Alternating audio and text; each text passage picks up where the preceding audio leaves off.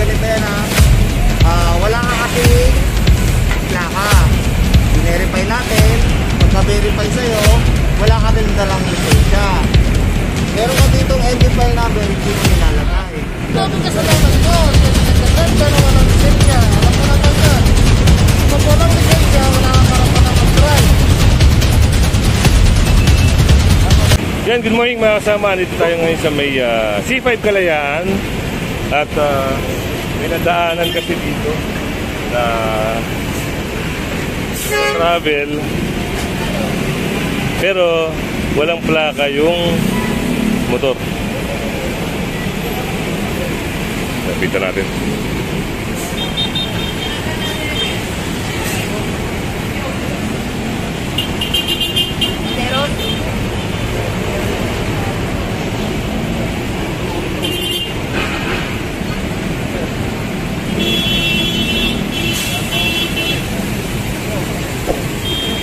Sir, bali ganito yan ha.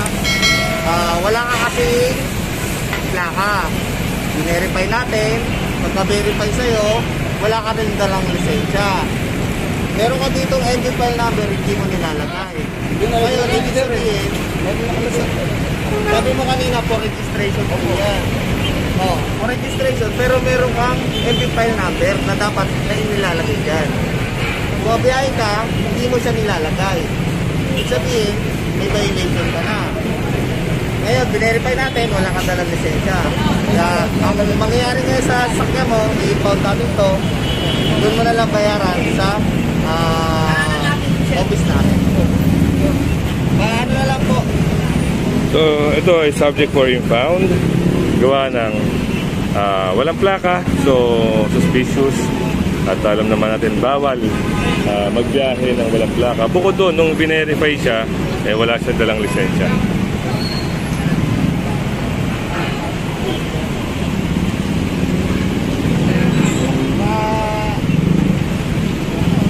Paano na lang itong ano? Oo, wala lisensya.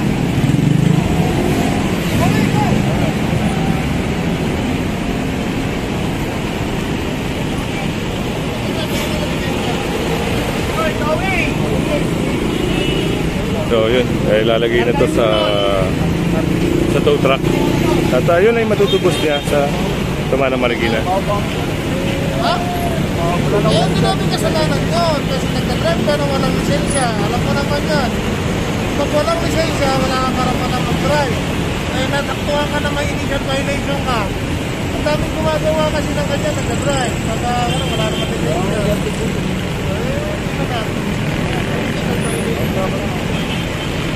So yun, at pinaliwanag din sa kanya ni Sir Bakiran,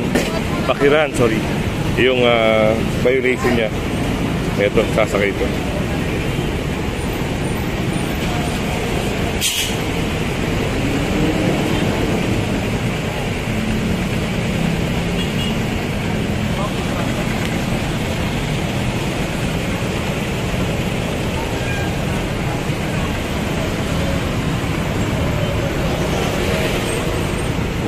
Akin yan ha, sige ha.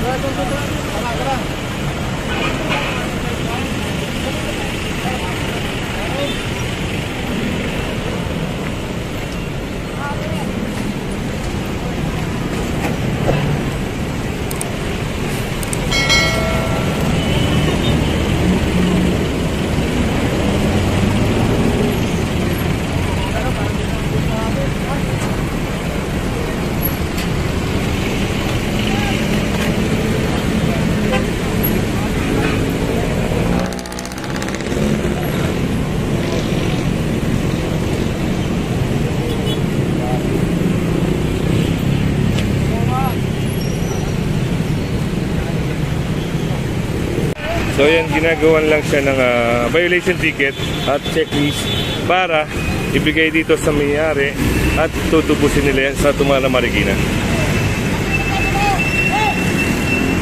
At ito, isang motorista ang walang helmet. Kasama pa ng bata. Kasama pang bata.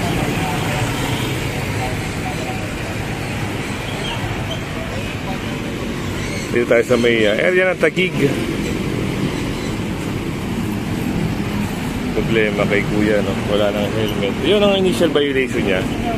Walang helmet.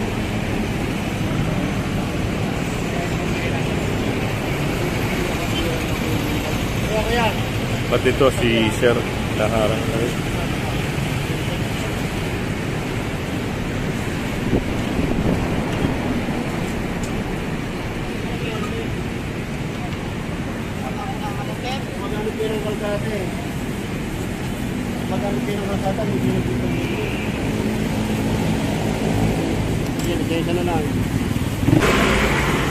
Ayun si kuya naman, yun, may lisensya.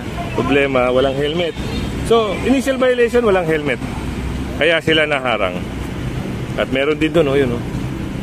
Ito, pag nakuha naman ni kuya yung lisensya niya, titikitan. So, punta rin tayo dito, meron din video.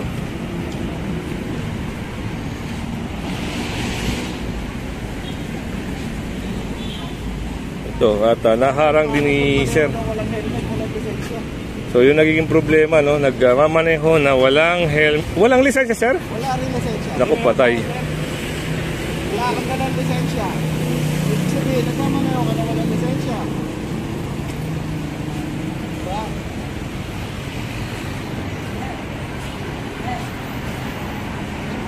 So, ito, subject for impound na. Kasi Importante gamit sa loob. wala siyang lisensya.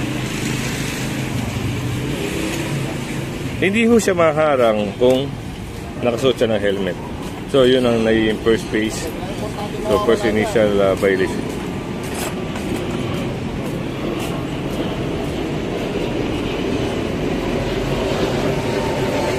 Balikan natin si kuya, pero yun, may impound na. Ito, saglit lang naman, no, dumating si kuya. So, yun yung lisensya niya. Titikitan to ng no crash helmet violation. At ganun din sa kabila.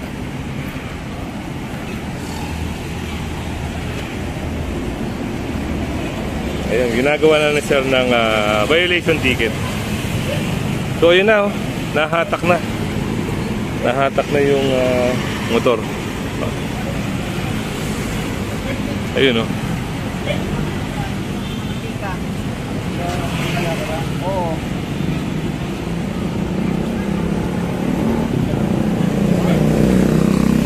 At ayun, makakaikot pa yung isang lalaki na yun, no? Walang helmet, may kasama pang bata.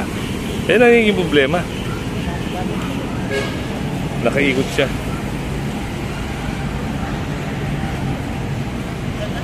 So, yun yung motor ni kuya, sasampan na dito.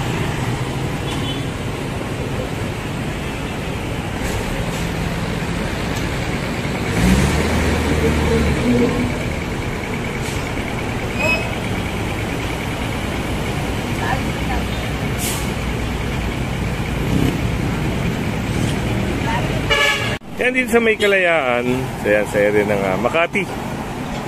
So, andito na naman yung isang sasakyan dito, Sokolay team.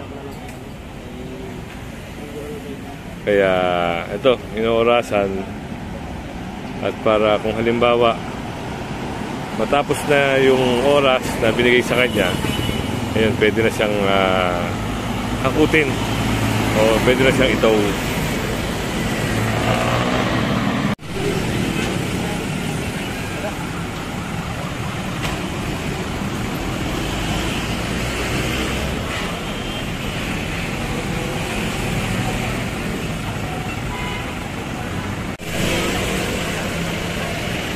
So ito, second time na to natikita na siya.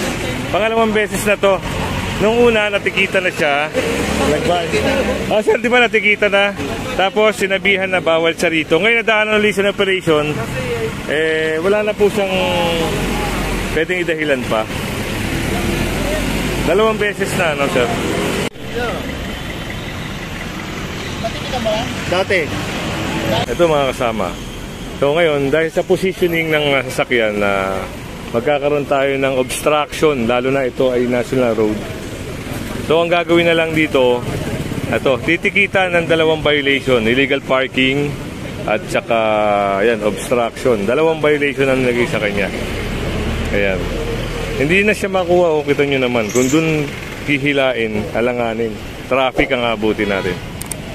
Ayan. Dalawang violation ang nilagay ni sir. Ayun. Pero last warning na to. Last warning na sa kanya. Dahil sa susunod na gawin niya uli yan. Talagang magkakaproblema na talagang i-atake.